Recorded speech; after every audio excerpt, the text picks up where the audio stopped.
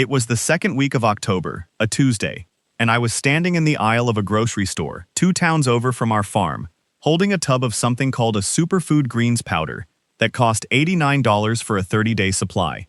The label had a picture of a woman running on a beach at sunrise, and underneath it, in smaller letters, it promised cellular renewal and vitality and something called mitochondrial support, though I could not have told you then what a mitochondria even was. I had read an article the night before about people living past 100 years old in places most of us will never visit. And something in me, some tired part of a man who had just turned 52 and felt every one of those years in his lower back, wanted a shortcut into that. I bought the tub. I bought a second one for my wife, Miriam, because I did not want her left behind in whatever future this powder was supposed to buy me. We mixed it into water on Saturday morning, the way the label said, and it turned the water the color of pond scum in July, and it tasted the way a lawn smells after you cut it in the rain. My daughter Ruth, who was 11 then, took one sip and made a face I will remember for the rest of my life.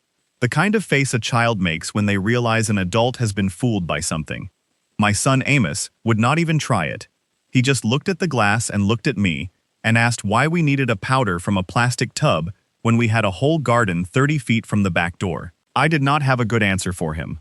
$89 times 2, poured slowly down the kitchen sink over the following 3 weeks, because none of us could stomach finishing either tub. And every time that green water hit the drain, I felt a little more foolish. A little more like a man who had tried to buy his way into a long life instead of earning it the way it has always been earned. I am not telling you this story because it is unusual. I am telling you because I suspect some version of it has happened in your own kitchen, and I want you to sit with that feeling for just a moment longer before we go anywhere else. Now I want you to sit with this. There is no luck in living to 100. There is no powder, no pill, no 30-day subscription box that has ever added a single healthy year to a single human life, anywhere, in the entire recorded history of the world. What there is, instead, is food. Plain, humble, unglamorous food, grown the way it has always been grown, eaten the way it has always been eaten, in the specific handful of places on this earth where people simply outlive the rest of us by 10, 15, sometimes 20 years, without ever once opening a tub of powder. That is the whole secret. It was never hidden. It was only ever forgotten. Every farmer's wife once knew how to feed a family toward a long life, even if she never used a word like longevity to describe what she was doing.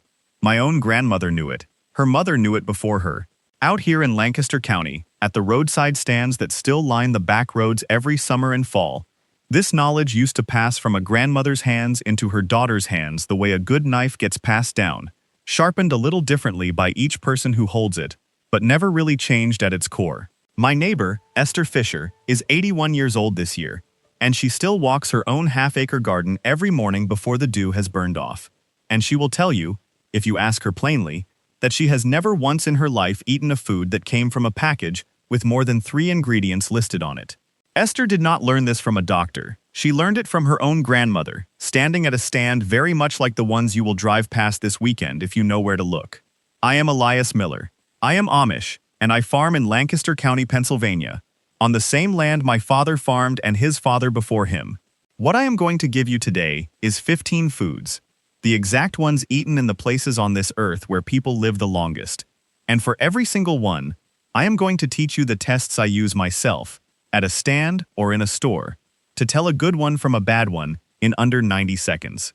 15 foods, 90 seconds each, and by the end of this you will never again stand confused in front of a shelf wondering what your own body actually needs. I have written down a great deal more than I could ever fit into one video. More stories, more of Esther's own sayings, more of what I have learned watching 4 generations feed a family off this same soil. And all of it lives at eliasyoder.com if you ever want the fuller version. I will not mention it again after today, but I wanted you to know it was there. The first food, and perhaps the most important one across every single long-lived place on this earth, is the humble bean. In Okinawa, they eat soybeans. In Sardinia and Ikaria, it is fava beans, chickpeas, and lentils. In the Nicoya Peninsula of Costa Rica, it is black beans, eaten nearly every single day of a person's life, from childhood until their last year on this earth. A good dried bean, when you hold a handful, should feel dense and slightly cool, with a skin that is smooth and unbroken. No wrinkling, no dust clinging to your palm when you set them back down. A bad bean, one that has sat too long in a warehouse somewhere, feels light for its size, almost hollow, and the skins will have started to pucker like the back of an old man's hand. Esther taught me this test with a simple trick. Drop a handful into a bowl of water. The good ones sink and stay sunk. The bad ones float because age has dried the moisture clean out of them and left mostly air behind. The science behind why beans matter so much is not complicated. They are dense in fiber and plant protein at once, which almost no other food manages, and that combination is what keeps blood sugar level and steady for hours, instead of spiking and crashing the way most modern meals do. Walk past the sad bags with the torn corners and the dusty look to them, and reach instead for beans with a shine still on the skin. The second food is the sweet potato, and specifically the purple-fleshed variety the people of Okinawa have eaten as their primary starch for centuries, long before rice ever became common there. A good sweet potato should feel heavy in the hand relative to its size, firm from end to end with no soft giving spots, and the skin should be taut, almost like it was stretched over the flesh, rather than simply grown around it. A bad one will have soft, sunken patches near the ends, sometimes a faint sweet smell of fermentation that tells you rot has already started working from the inside. My own mother used to press her thumb gently near the stem end of every sweet potato before it went in her basket, because that is where spoilage begins first. The reason this vegetable matters so much is the sheer density of carotenoids in that orange or purple flesh, compounds tied directly to lower inflammation, and inflammation, more than almost anything else, is what quietly wears a body down over 80 and 90 years of living. Skip the ones wrapped in plastic with a waxy shine to them. That wax is often there to hide age, not to preserve freshness. Notice something already, if you are paying close attention. Neither of these first two foods is exotic. Neither costs more than a few dollars. The pattern you are about to see repeat 14 more times is always the same. Real food, chosen with a practiced hand, beats anything sold to you in a tub. The third food is the leafy green, and here I mean the tougher, more bitter greens like kale, chard, and dandelion greens, the kind eaten daily on the island of Ikaria in Greece. A good bunch should have leaves that stand up firm when you hold the stem end and let them hang, with color that is deep and almost saturated, not pale at the edges. A bad bunch will droop the moment you lift it, and the edges will show a yellowing that no amount of washing will fix. Esther always told me that a green vegetable that cannot stand up straight in your hand will not stand up to your body's needs either, and there is real truth folded inside that old saying, because that wilting is a sign the plant's nutrients have already begun breaking down before it ever reaches your table. The reason these bitter greens matter so much is a compound family called polyphenols, concentrated most heavily in the parts of the plant that taste slightly bitter to us, and those same polyphenols are tied in study after study to lower rates of heart disease in exactly the populations that eat the most of them. The fourth food is whole grain, specifically the old varieties of barley and a certain unrefined durum wheat still grown in small plots across Sardinia.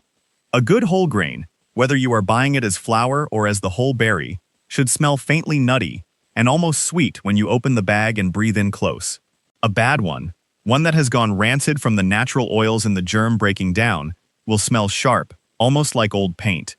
Rub a pinch of whole grain flour between two fingers, and a good batch will feel slightly gritty, with visible flecks of bran, while a bad, overly refined flour will feel smooth as talcum powder, stripped of everything that made it valuable in the first place. This is the food behind Sardinia's famous long-fermented sourdough bread, and the reason it matters is the fermentation itself, which breaks down much of the gluten and the sugars before the bread ever reaches your mouth, leaving a loaf that is far gentler on digestion and blood sugar than anything rising quickly off a shelf of commercial white bread. The fifth food is the tree nut, particularly almonds and walnuts, eaten daily by the Seventh-day Adventist community in Loma Linda, California, one of the 5 places on this earth where people most reliably live past 90.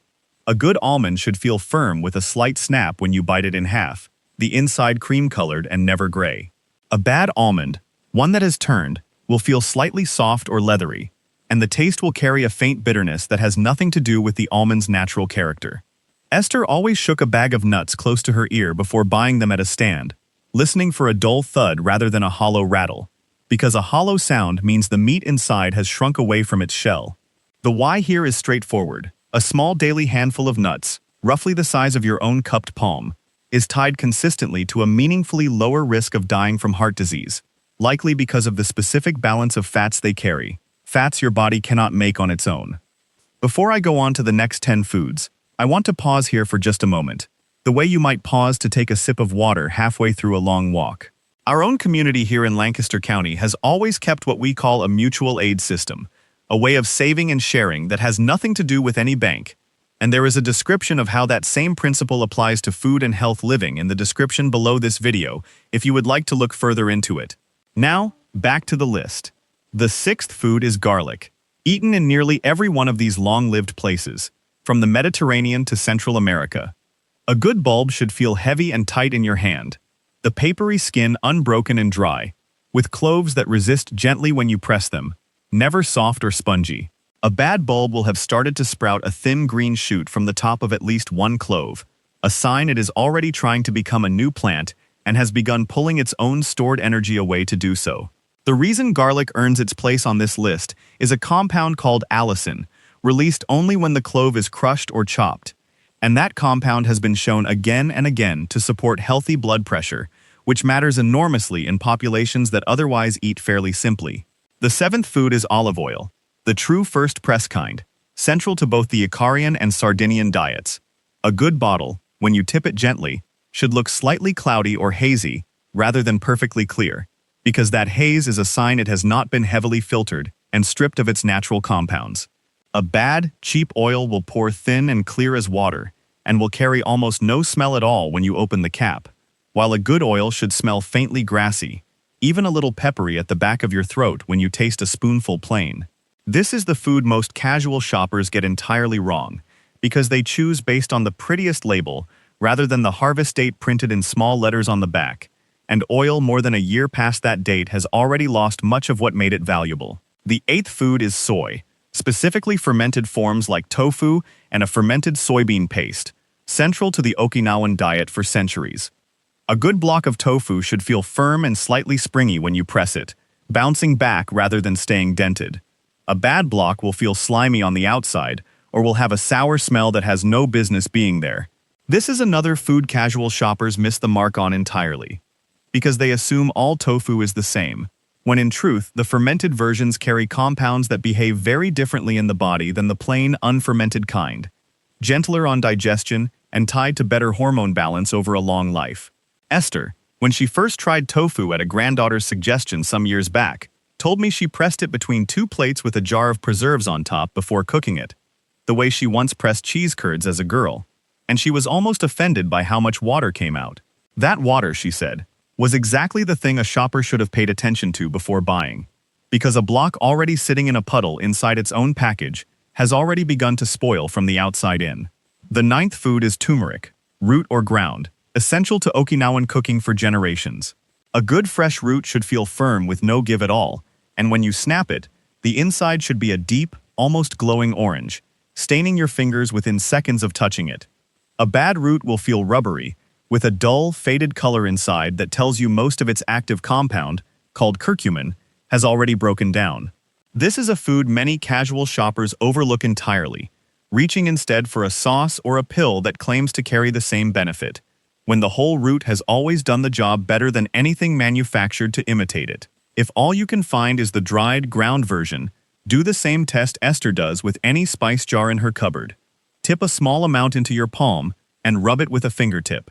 If the color does not immediately deepen and the smell does not rise up sharp and earthy within seconds, the jar has been sitting far longer than it should have, and whatever curcumin it once carried has mostly slipped away into the air around it. The 10th food is the herb family, that includes rosemary, oregano, and a wild mountain tea unique to Ikaria. Good dried herbs should still carry a sharp, immediate smell the instant you crush a pinch between your fingers. Bad old herbs will smell like little more than dust, their oils long since evaporated on some warehouse shelf. Esther has always said a spice rack tells you more about a kitchen's health than the refrigerator does, and I have come to believe she is right, because these herbs carry concentrated antioxidant compounds far beyond what the plant itself would suggest by size alone. The 11th food is fennel, a staple bulb vegetable across Sardinia, often eaten raw and sliced thin at the very end of a meal. A good bulb should feel solid and heavy, with tightly layered white flesh and no browning at the base, and the feathery green fronds on top, if they are still attached, should stand upright rather than wilt toward the counter. A bad one will feel spongy when squeezed and will show brown, slimy patches low near the root end, and the fronds, if present at all, will have gone limp and yellow days before anyone thought to remove them. Fennel carries a natural compound tied to digestive comfort, which matters enormously in cultures where beans and fiber make up so much of the daily plate, since the fennel helps the body handle that fiber gracefully rather than uncomfortably. Esther has always kept a patch of it along the fence line for exactly this reason, chewing a raw slice after a heavy bean supper, the way some families reach for a mint after a meal. The 12th food is goat's milk, and the cheese made from it, particularly the pecorino of Sardinia, made from grass-fed sheep and goats grazing on wild herbs across the hillsides there. A good aged cheese should smell sharp but clean, never ammonia-like, and should feel dry rather than greasy against your fingertip, with a rind that is firm and slightly cracked rather than soft and sweating. A bad, overly processed version will feel waxy and smell of almost nothing at all, wrapped tight in plastic that has trapped moisture against the cheese and started it toward an early spoilage nobody selling it wants you to notice. Goat and sheep milk products carry a different fat structure than most commercial cow's milk, one that appears far more gently on inflammation markers in long-term studies of these same populations. And we have kept goats on this farm for that very reason for as long as I can remember, my own children learning to milk them the same way I once did, standing on the same worn patch of barn floor. The 13th food is the long-fermented sourdough bread itself, distinct enough from ordinary bread to earn its own place on this list beyond the grain we discussed earlier. A good loaf should feel dense for its size, with a crust that crackles rather than simply bends when you press it. A bad, quickly risen loaf will feel almost weightless, airy in a way that signals speed over substance. The slow fermentation is the entire point, breaking down what would otherwise spike blood sugar quickly into something the body can handle far more evenly, across hours rather than minutes. The 14th food is the trio of corn, squash, and beans, grown together in the Nicoya Peninsula, a planting method passed down for generations, where the corn stalk supports the bean vine and the squash leaves shade the soil beneath both. A good ear of the specific nixtamalized corn used there will have kernels that are plump and evenly colored. A bad one will show shriveling and a dull, chalky surface. Grown and prepared together this way, these three plants provide a more complete protein than any one of them offers alone. A piece of agricultural wisdom that predates modern nutrition science by many hundreds of years. The 15th and final food is green tea, drunk daily across Okinawa, often blended with jasmine flowers. Good loose-leaf tea should look tightly rolled and deep green, almost black-green, never pale or yellowed. A bad stale batch will look faded and will smell like little more than hay when you open the bag. The compound responsible for tea's benefit, called AGG, is most concentrated in leaves that have been dried and stored carefully, away from light and air, which is precisely why the tin matters as much as the leaf inside it. Now I want to take a moment here, because this is where it all comes together. 15 foods. The bean that sinks instead of floats. The sweet potato firm from end to end. The green that stands up straight in your hand. The grain that smells like something sweet rather than rancid. The nut with a snap rather than a give. The garlic bulb tight as a closed fist. The olive oil hazy with its own truth still inside it. The tofu that bounces back. The turmeric that glows orange when you break it open. The herbs that still smell sharp when crushed. The fennel solid as stone. The cheese dry and clean. The bread heavy with real time inside it. The corn and squash and bean, grown together the way the earth intended them to be grown. And the tea rolled tight and dark as a held secret. None of this required luck. It required only the kind of attention your own grandmother once gave, without thinking twice about it. You now carry that same attention in your own two hands. The next time you walk past a shelf of pretty labels and choose, instead, to look closer. Here is the part that troubles me most, and I want to say it plainly. There is no money in teaching a person how to pick a good bean. There has never been a profit in it. A store makes far more from a package of powder with a beach sunrise printed on the front than it ever will from a 50-cent bag of dried lentils. And so the knowledge that once passed freely from a grandmother's hands into her daughter's hands began, somewhere over the last 2 generations, to quietly break. The chain snapped not because anyone stole it, but because nobody was paying anyone to keep it alive. Grocery stores profit most from your uncertainty. A shopper who does not trust her own judgment reaches for the label that promises the most, and that promise is almost always more expensive than the truth sitting one aisle over. You do not have to guess anymore. That is the entire gift I hope this video has given you. So here is what I want you to do this week. Find a farm stand first if you have one anywhere near you, because the person standing behind that table grew what is on it and can answer any question you ask them honestly. If a stand is not within reach, walk into your regular grocery store with this list in your mind instead of on a piece of paper, and pick up 2 of anything you are testing, comparing them directly in your own 2 hands the way we have practiced today. Choose at least 5 of these 15 foods before Saturday. Cook a full pot of beans that day, the way Esther still does every single week of her life, and let your children stand at the counter with you while you do it, testing the beans yourselves before they ever hit the water. Cut into a good sweet potato that same afternoon, and let everyone at your table see the deep orange flesh underneath, dense and sweet and nothing like the sad, soft ones sitting forgotten in most refrigerators right now. Let your children do these tests alongside you, feeling the weight of a good almond, listening for the sound a good bag of nuts makes when it is shaken close to the ear. That is how this knowledge comes back into a family, not through a lecture, but through small hands learning what good food feels like before they are ever old enough to read a label. Tell me in the comments below which of these 15 you had genuinely never heard of before today, or which test surprised you the most when you read it. I would love to know if your own grandmother had a method for choosing food that we did not cover here, some small trick specific only to your own family's kitchen. I read every single one of these comments myself, and I have learned as much from the stories you share with me as I hope you have learned from mine. Some of the best knowledge in this world was never written down anywhere at all, only carried, quietly, inside one family for generations, and I would be honored to hear a piece of yours. Next time, since we have been speaking of the foods that fill a long life, it seems only right that we speak next of the meals themselves, the way these very foods were traditionally brought together onto a single plate, at a single table, at the same hour every single evening, because I have come to believe the pattern of the meal matters nearly as much as what sits inside it. We will walk through exactly how a Sardinian family and an Okinawan family structure that evening plate, and what a Lancaster County table can still learn from both of them. Until then, may your table stay simple, and may your hands stay busy enough to remember what good food feels like before your eyes ever have to guess. The bees keep working long after the sun has set behind the barn. The vine keeps climbing toward whatever light it can find, and the earth keeps giving back, patiently, exactly what we are willing to put into it.